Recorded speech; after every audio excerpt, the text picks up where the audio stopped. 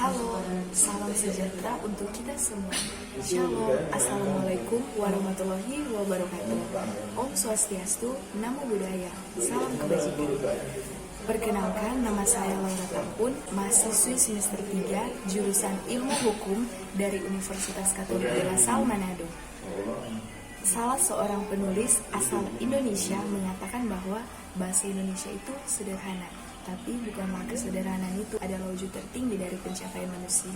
Ya, dari kesederhanaan itu kita belajar untuk konsisten, tekun, dan semangat dalam mengambil langkah untuk mewujudkan penggunaan bahasa Indonesia yang baik dan benar untuk bersama-sama meraih pencapaian tertinggi kita, yaitu mensukseskan bahasa Indonesia menjadi bahasa internasional.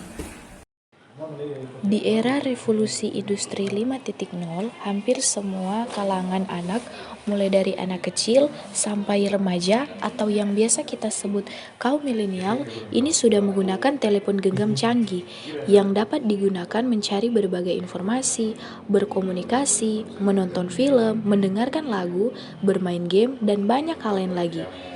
Akibatnya, anak-anak menjadi malas untuk membaca buku, malas bersosialisasi, bahkan malas untuk membaca informasi penting atau berbagai jenis berita, misalnya berita tentang kebudayaan, hukum, perekonomian, dan lain-lain yang sebenarnya sudah ada dalam telepon genggam mereka masing-masing.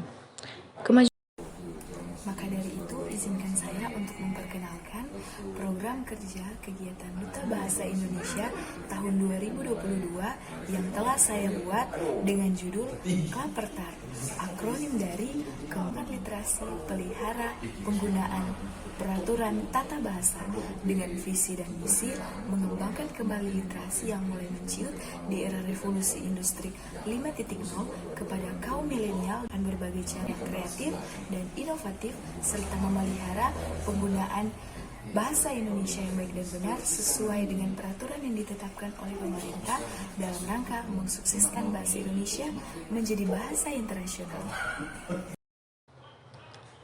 Adapun rancangan kegiatan dari program kerja Duta Bahasa Indonesia tahun 2022 yang telah saya buat, yang pertama, membuat kamus digital bahasa daerah Tombulu dan membagikannya di beberapa media sosial dalam bentuk tautan.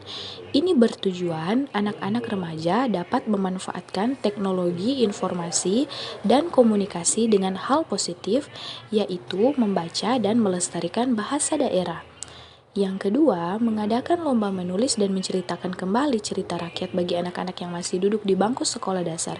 Ini bertujuan anak-anak dapat menjadi kreatif dan semangat dalam menulis, serta melatih mental mereka menjadi berani untuk memaparkan cerita rakyat yang sudah mereka tulis di depan banyak orang. Saya percaya dari beberapa langkah sederhana tadi, jika dilakukan dengan ketekunan dan semangat, akan membawa dampak positif yang besar bagi pertumbuhan bangsa dan negara Indonesia. Salam literasi. 1, 2, 3. Utamakan bahasa Indonesia, lestarikan bahasa daerah, kuasai bahasa asing.